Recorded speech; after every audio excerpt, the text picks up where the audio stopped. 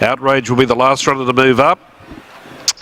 As we said, Baccarat Baby made it 5 straight in the first to fight a betting drift. Now lights on for the second. Bentley's Chartered Accountants Handicap. This race for the stayers, the gates open and they're racing, and Kubis broke the line first. Sky One off the rails was well away, and St Telmo holds a handy spot early, third in fact on settling down. Then Exoteric followed by Chatillard and Antigone Sabarnabas, and Outrage goes out to last. Heading down the straight on the first occasion, the map indicated there wouldn't be much speed on, and that's panning out at this point at least, with Kubis enjoying an uncontested lead. Exoteric is racing second, trailing Kubis by about a length and a quarter, and Sky One, he settled nicely despite the slow tempo, third over on the rail. St Telmo is fourth, one off the fence outside of Antigone, and the well-back Chatillard, well, he finds himself 3 wide at that bottom bend. Sabarnabas is over his inside, and just behind that pair, Outraged as last. Only 5 lengths top end to tail. They work towards the 1400 metres, and the jockey and Chatillard, rather than sit back and wide, went forward in the slow speed, goes outside of Kubis.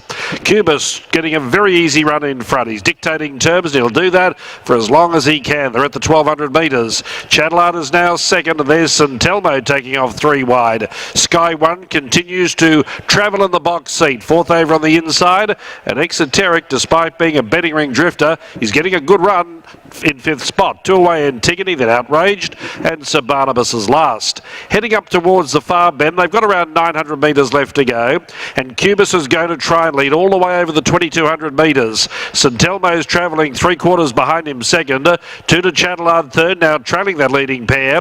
Sky One and neck back fourth, 1 away Exoteric, a length Outraged on the inside of Antigone, and Sir Barnabas is going to have to come from last. More speed injected into the race now, 500 left to run. Kubis in front, trying to stave off St Telmo, and Chatillard made a quick brush up 3 wide. Exoteric just behind them with Sky One. Then came Outrage. Barnabas pulled to the outside. Antigone's last by the 300 pole though. Kubis has got some petrol in the tank. He's got Chatillard beaten. Outrage is rallying him on the inside. Maybe a place at Exoteric, but Kubis is a mile in front, and they handed it to him on a plate. He'll do it all the way, Kubis. No risk to the distance. Kubis first.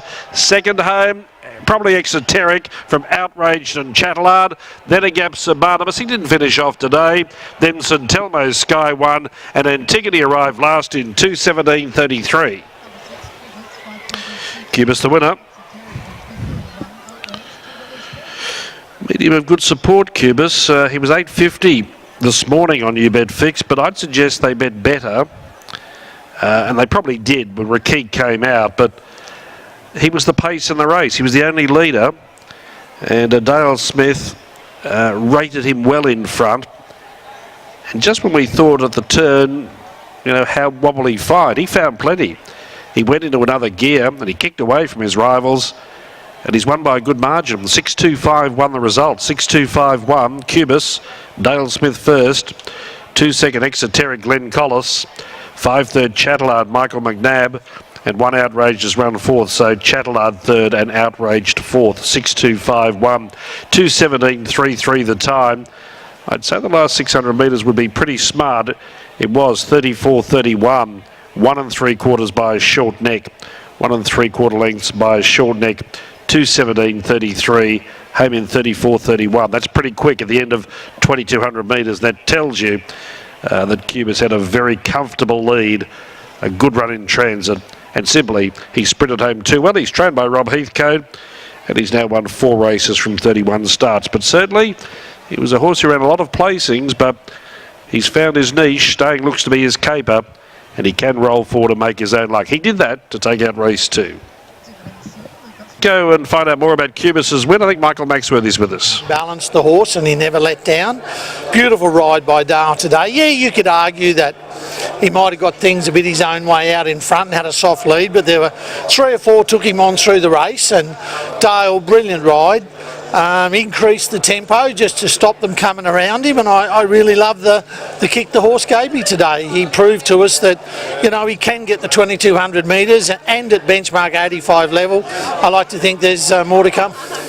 When he was running over the mile, often he'd be like do the donkey work out in front and there'd be horses annoying him. They drop off, he'd kick on. So he does have a big ticker, and he's not a big horse either, is he? Exactly, Michael. He was very unlucky as a 3-year-old. He ran second 5 or 6 times in $75,000 races, just beaten by some really good horses.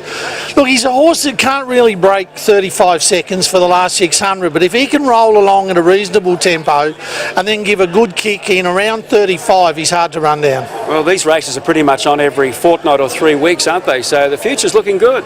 Yeah, and I know the majority owner, my wife. She'll be very happy about that. Yeah, well, what rating would he have after today, do you think? Oh, he was around 75, so, you know, the handicapper will probably give him anywhere between 2 and 15. You never know up here in Queensland. Sorry, Nathan, that was a joke. That was a joke. Well done. Thanks, mate. Go and celebrate. Yes, when I say tough as old boots, he's always up there on the speed, and he never really gives it away, this guy. If he gives it away, you know something's not right with him, but a terrific front-running performance by him. He did cruise through the first 1,000, that helped, but he did beat them pretty much hands down.